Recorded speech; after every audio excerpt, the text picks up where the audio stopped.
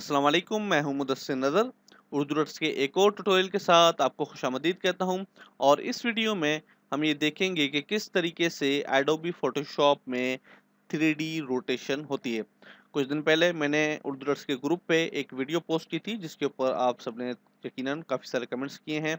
और आप देख सकते हैं ये वीडियो के इस वीडियो में एडोबी फोटोशॉप CS6 में लोगो 360 डिग्री पे रोटेट हो रहा है। इस टाइप के लोगो अक्सर आपको जो है वो टीवी पे ज़्यादातर न्यूज़ चैनल्स पे नज़र आते होंगे या फिर जो यूट्यूब चैनल्स हैं वहाँ पे आप उसको देखते होंगे। मज़ीद जो है वो ज़्यादातर तो पाकिस्तान के अंदर जो कॉन्सेप्ट है वो यही है कि न्यूज़ टीवी चैनल्स वगैरह में इस टाइप की रोटेशन लोगों पे चल रही होती है। तो लोगो कोई भी हो आप इसको रोटेट कर सकते हैं 360 डिग्री पे। और इसके लिए हमें ज़रूरत पड़ेगी Adobe Photoshop CS6 extended version. अगर आपके पास एक्सटेंडेड वर्जन मौजूद है लेकिन आपके पास 3D टूल जो है वो अवेलेबल नहीं है एडोबी फोटोशॉप में, तो आपको ज़रूरत है कि आप अपनी रैम और ग्राफिक्स कार्ड को इंक्रीज़ करें या फिर उसके अंदर लगाएँ। आपको इसके लिए इस टूल को इस्तेमाल करने के लिए 6 जीबी रैम्स की ज़रूरत पड़ती है। इसके अलावा आपके पास 2 जीबी ग्राफिक्स कार्ड होना चाहिए जिसका पिक्सल शेडर जो है वो 5.0 होना चाहिए। लाज़मी है आपके ऊपर कि आपने जो है वो लेटेस्ट ड्राइवर इंस्टॉल किया हो। समटाइम ऐसा होता है कि आपके पास हार्डवेयर जो है जो रिक्वायरमेंट होती है वो कंप्लीट होती है, लेकिन आपके पास थ्री फिर भी जो है वो 3D टूल अवेलेबल नहीं होता। तो मेरे साथ ये खुद एक्सपीरियंस हुआ है और मैंने जो जब लेटेस्ट ड्राइवर जाके साइट से डाउनलोड किया और उसको इंस्टॉल किया तो 3D टूल जो है वो अवेलेबल हो गया। तो आप देख सकते हैं मेरे पास यहाँ पे 3D टूल मौजूद है और मेरे पास जो फ़िल्टर हैं उसके बिल्कुल बराबर में फ़ोटोशॉप में मौजूद है। अगर आपके पास हार्डवेयर जो है वो मौजूद है, 6 जीबी रैम भी आपके पास मौजूद है और 2 जीबी ग्राफिक्स कार्ड भी मौजूद है, लेकिन आपके पास 3D टूल नहीं है, तो आप एडोबी फ़ोटोशॉप CS6 का एक्सटेंडेड वर्ज़न डाउनलोड कीजिए या फिर CC का आप एक्सटेंडेड वर्ज़न डाउनलोड कीजिए, तो आपके पास 3D टूल जो है वो इनेबल हो जाएगा। तो बढ़ते हैं हमारे ट्यूटोरियल की तरफ। आप देख सकते हैं मेरे पास यहाँ पे उर्दू डॉट्स का लोगो ओपन है जिसका बैकग्राउंड है ब्लू। तो इसके अंदर मैं आपको बताऊँ, आप नीचे कॉर्नर पे देख सकते हैं कि ये लोगो जो है वो रोटेट हो रहा है 360 डिग्री पे। तो अ, ये जो लोगो है मुझे ट्रांसपेरेंट चाहिए, इसका कोई बैकग्राउंड नहीं होना चाहिए। यकीनन मैंने आप देख सकते हैं लोगो जो है वो बिल्कुल ट्रांसपेरेंट रोटेट हो रहा है। तो अगर मैं बैकग्राउंड के साथ एक्सपोर्ट करूँगा तो बैकग्राउंड भी इसके साथ ही आएगा। ये तब जो है वो कारआमद है अगर आप चाहते हैं कि मेरा सिर्फ लोगो जो है वो सिर्फ रोटेट हो और पीछे जो बैकग्राउंड आप रखें वो मौजूद हो और उसके बाद अंदर बाद में आप म्यूज़िक डाल के उसको एज़ अ इंट्रो यूज़ करें। तो आप जो है उसके ऊपर बैकग्राउंड लगा सकते हैं। लेकिन मुझे यहाँ पे फ़िलहाल बैकग्राउंड की ज़रूरत नहीं है, तो मैं इसको यहाँ से इस लेयर को सिंपली रिमूव कर देता हूँ। अब आप देख सकते हैं मेरे पास यहाँ पे ट्रांसपेरेंट लोगो अवेलेबल है। तो अब मैं 3D टूल के ऊपर जाऊँगा और इसके ऊपर क्लिक करूँगा और यहाँ पे जाऊँगा new 3D extrusion from selected layer. मैं इसके ऊपर जैसे ही क्लिक करूँगा एडोबी फोटोशॉप वर्क स्टार्ट कर देगा और उसको 3D टूल में, सॉरी 3D ऑब्जेक्ट में कन्वर्ट कर देगा। और आप देख सकते हैं ये जो है वो आपको सिर्फ वन साइड दिख रही है। अगर मैं इसको क्लिक करूंगा तो आप देख सकते हैं मेरे पास यहाँ पे वाई एक्सेस, जी एक्सेस और एक्स एक्सेस जो कंट्रोल हैं वो आ जाएंगे। तो सिंपली मैं इसको जो है वाई एक्सेस पे जाऊंगा और उसको रोटेट करूंगा 80 डिग्री पे, -80 डिग्री पे मैंने इसको रोटेट किया है। और आप देख सकते हैं कि इसकी जो स्केल एरिया है वो काफ़ी बड़ा है। तो मुझे इसका जो स्केल एरिया है उसको कम करना है ताकि लोगो जो है वो खूबसूरत लगे।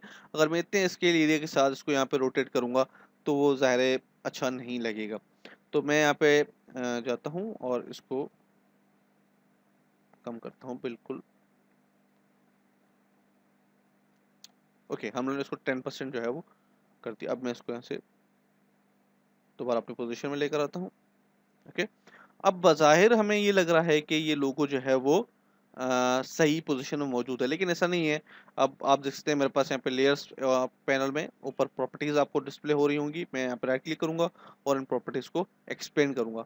अब आप देख सकते हैं मेरे पास यहाँ पे काफ़ी सारे जो हैं वो ऑप्शंस 3D टूल सेलेक्ट करने के बाद अवेलेबल हैं और मैं इनको यूज़ कर सकता हूँ, जैसे कि invisible, cast shadow, catch shadow और शेप प्रीसेट्स एक्सेट्रा।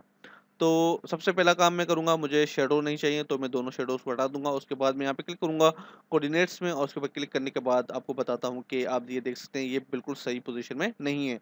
अभी इसका जो वाई एक्सिस है वो 0.7 जो है वो अ, थोड़ा-सा एंगल उसका ख़राब है, तो मैं इसको 0 कर दूँगा।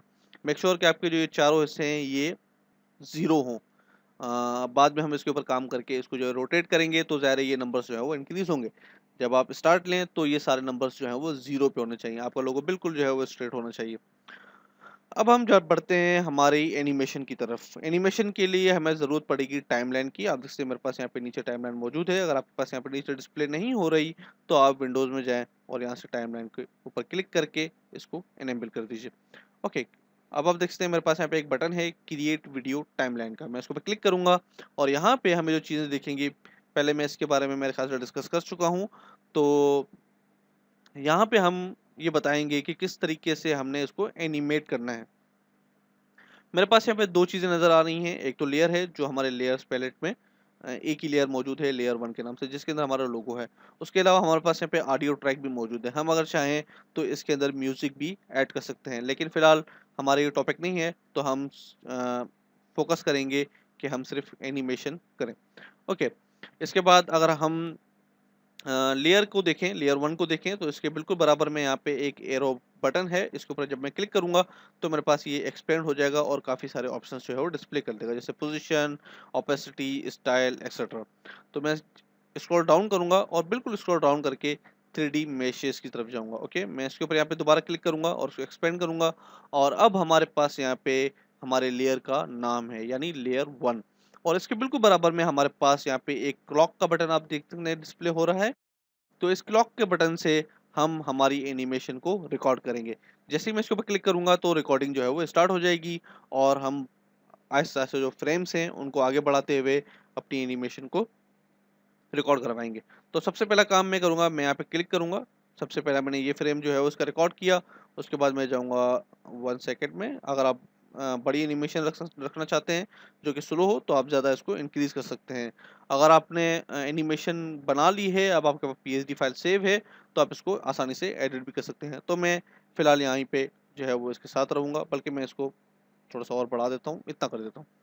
ओके, इतना करने के बाद अब आप देख सकते हैं कि मेरे पास यहाँ पे जो टूल्स हैं वो मौजूद हैं। मैं यहाँ पे जाऊँगा रोटेशन पे, वाई एक्सिस पे और आपका बटन जो है शिफ्ट का बटन प्रेस करके रखूँगा और उसको रोटेट करूँगा।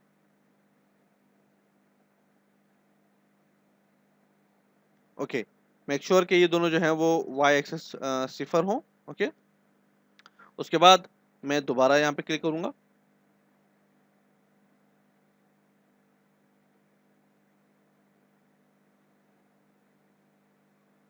ओके, मैं इसको अनडू करता हूँ और अब मैं थोड़ा-सा ज़ूम आउट करूँगा और अब मैं इसको रोटेट कर दूँगा, बिल्कुल ऐसे। और आप देख सकते हैं यहाँ पे जो है हमारा वाई एक्सिस का जो है वो माइनस में चला गया तो मैं इसको सिफ़र कर देता हूँ। ओके, अब हम यहाँ से जाते हैं, मैं इसके ऊपर क्लिक करूँगा और अब देखते हैं कि क्या हो रहा है।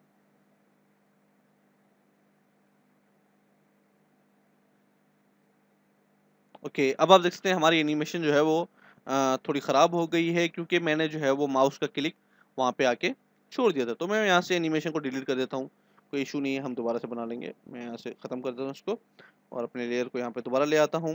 ओके, और मैं फ़िलहाल जो है वो इसको बिल्कुल साइड पे ले आता हूँ ताकि मुझे वर्क एरिया जो है ज़्यादा मिले और मैं आसानी से स्मूथली एनिमेशन करा सकूँ। अब मैं यहाँ पे दोबारा क्लिक करूँगा, रिकॉर्ड करूँगा अपनी एनिमेशन।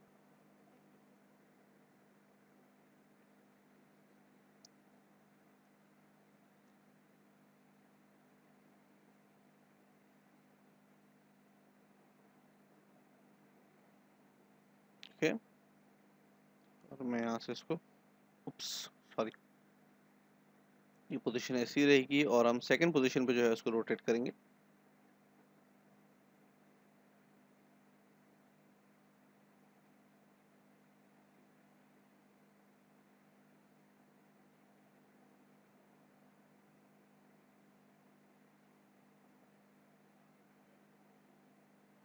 ओके, अब हम इसको करें, अब देखते हैं कि ये किस तरीके से रोटेट हो रहा है।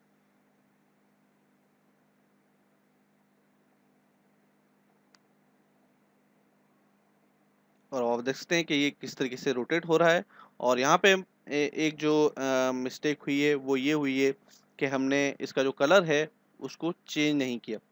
तो अब हम ये दोबारा यहाँ पे क्लिक करते हैं और यहाँ से जाके मैं इसको कलर दे दूँगा ब्लू। ओके, और अब मैं इसको दोबारा प्ले करूँगा, यहाँ पे ले जाके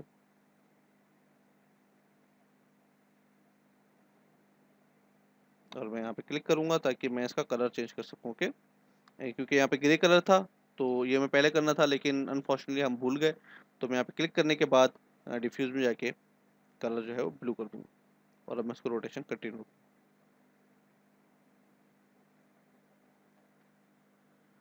और अब आप देख सकते हैं कि कितनी स्मूथली जो है वो ये एनिमेशन हो रही है।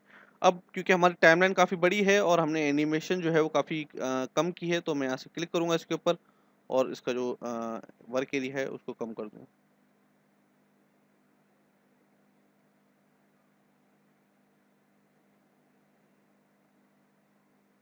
इसको ऊपर करता हूँ। चलें जी, ये हो गया। और अब हम जाते हैं, मैं इस एरिया में जाऊँगा और यहाँ से जो है मैं इनेबल ओनियन स्किन पे क्लिक करूँगा ताकि एक शाइनी इफेक्ट आ जाए, और यहाँ से लूप बैक पे भी चेक लगा दूँगा ताकि ये लूप होता रहे। अब एक मतलब इसको रेंडर कर ले तो उसके बाद आपको जो है आसानी से जो इफेक्ट है वो आपको नज़र आ जाएगा।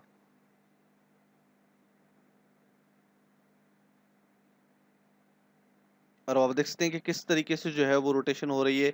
जब उस एरिया तक जो है वो हमारा टेक्स्ट जाता है तो वहाँ पे ऑटोमेटिकली जो है वो शेडोज आ जाते हैं, और दूसरा जो एरिया आता है वहाँ पे जो है वो लाइटिंग वगैरह आ जाती है। तो ये एक अच्छा जो है वो इफेक्ट है। आप इसको अपने इंट्रो में इनेबल कीजिएगा। आप यहाँ से सिंपली क्लिक करेंगे और इनेबल ऑनियन स्क्रीन पे चेक लगा देंगे। ओके, अगर आपको सेटिंग करनी हो मज़ीद तो आप सेटिंग्स में जा सकते हैं और फ्रेम बिफोर इन सेटिंग्स जो है वो कर सकते हैं, लेकिन इनके साथ आप फ़िलहाल इसको डिफ़ॉल्ट पे ही रहने दें तो मेरे ख़्याल से बेहतर है। उसके बाद अब इसको एक्सपोर्ट करना है तो सबसे पहला मैं काम करूँगा, पीएसडी हमारी सेव करूँगा। इन केस अगर ये लॉस हो जाता है तो हमारे पास पीएसडी जो है वो सेव रहेगी। ओके, मैं इसको सेव कर देता हूँ और अब मैं जाऊँगा फ़ाइल में, एक्सपोर्ट, रेंडर वीडियो, और आप देख सकते हैं कि जो है अब एक्सपोर्ट का जो प्रोसेस है वो स्टार्ट हो रहा है। ओके, यहाँ पे जो है आपको ये जो सेटिंग सामने दिख रही है वो आपको रखनी पड़ेगी। सबसे पहला काम आप जो है वो फ़ोल्डर चूज़ करेंगे कि कहाँ पे आपकी वीडियो जो है रेंडर होगी। उसके बाद आपने जो है वो एडोबी मीडिया एनकोडर को सेलेक्ट करना है। ओके, उसके बाद आपने जो फॉर्मेट है, अगर आपकी वीडियो ट्रांसपेरेंट है तो आपने क्विक टाइम को सेलेक्ट करना है, अगर ट्रांसपेरेंट नहीं है तो आपने इसको एचडी पे कर देना है। ओके, और एनिमेशन जो है हाई क्वालिटी में है, डॉक्यूमेंट साइज़ जो है जो वो है वही है, और उसके बाद जो ऑल फ्रेम्स हैं, वर्क एरिया जो है वो 0 टू 120 फ्रेम्स है। तो इसको मैं ये सारी सेटिंग्स जो है वो इसको डिफ़ॉल्ट ही रहने दें, और ये सेटिंग जो है बेस्ट है। अगर आपके पास डिफ़ॉल्ट सेटिंग कुछ और है तो आप ये सेटिंग जो है वो नोट कर लीजिए, और इस सेटिंग के साथ आप एक बहुत ही ज़बरदस्त वीडियो जो है वो हासिल कर सकते हैं। तो मैं रेंडर पे क्लिक करता हूँ और मेरा जो वीडियो है वो सेव होगा डेस्कटॉप पे। आप देख सकते हैं कि रेंडर प्रोसेस जो है वो स्टार्ट हो गया। ओके, हमारी वीडियो जो है वो रेंडर हो चुकी है, और अब आप देख सकते हैं मैं यहाँ से इसको प्ले करता हूँ और ये हमारे पास जो है वो उसका साइज़ है, और प्ले करने के बाद आप देख सकते हैं ये।